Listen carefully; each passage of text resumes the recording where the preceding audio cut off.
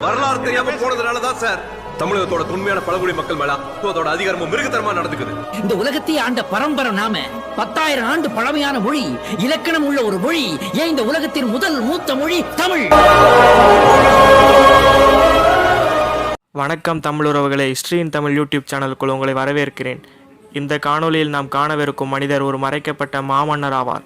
பொதுவாக சேரர், சோழர், பாண்டியர் என்றாலே தஞ்சையை ஆண்டது ராஜராஜ சோழன் என்றுதான் நமக்கு தெரியும். மாமன்னன் ராஜராஜ சோழன் பிறந்து ஆட்சி செய்தது கிபி 9ஆம் நூற்றாண்டு. ஆனால் அதற்கு முன்னால் கிபி 6ஆம் நூற்றாண்டிலிருந்து கிபி 8ஆம் நூற்றாண்டு வரை ஏறக்குறைய 300 ஆண்டுகள் தஞ்சையை ஆண்ட மன்னர் குடிதான் முத்தரையர் மன்னர்கள். தெற்கே மேலத்தாணியிலிருந்து வடக்கே மேலப்பழுவூர் வரையிலும், கிழக்கே திருக்கோடி காவலிலிருந்து மேற்கே குளித்தலை வரையிலும் இவர்களின் முத்தரையர் ராஜ்யம் இருந்ததாக கல்வெட்டு குறிப்பிடுகிறது.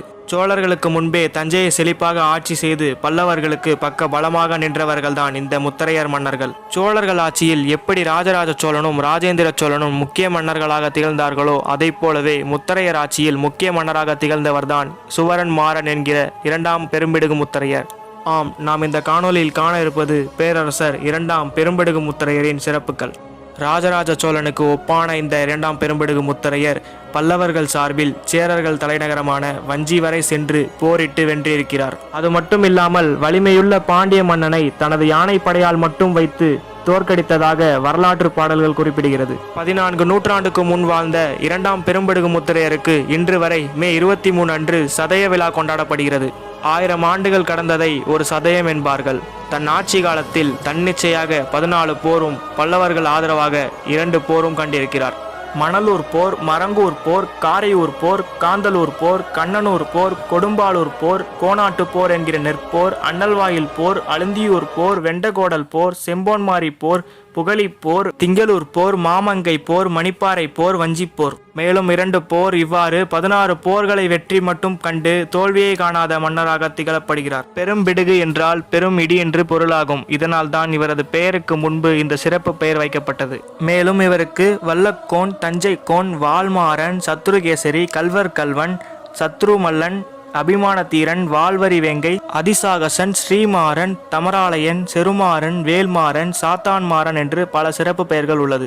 2ஆம் நந்திவர்ம பல்லவ மன்னனின் படைத்தலைவனான உதயச்சந்திரனும் 2ஆம் பெரும்பிடுகு முத்தரையரும் கூட்டாக சேர்ந்து சேரர்களையும் பாண்டியர்களையும் எதிர்த்து 12 போர்கள் செய்ததாக வரலாறு குறிப்பிடுகிறது. தன்னுடைய வெற்றி அனைத்திற்கும் பிடாரி என்கிற வெற்றி கடவுளான கொற்றவைதான் காரணம் என்று கல்வெட்டில் குறிப்பிட்டிருக்கிறார்.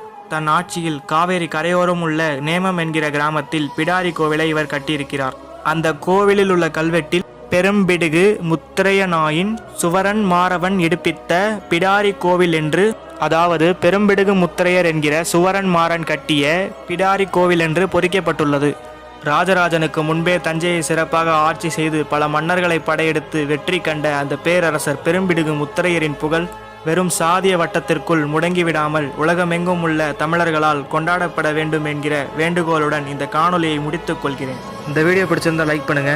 அடுத்து எதை பற்றி பேசலாம்னு கமெண்ட் பண்ணுங்க. அப்படியே மறைக்க மற்றும் மறக்கப்பட்ட தமிழர்களையும் தமிழர் பெருமையும் பற்றி தெரிஞ்சுக்கணும்னா ஹிஸ்டரியின் தமிழ் யூடியூப் சேனலை சப்ஸ்கிரைப் பண்ணிக்கோங்க.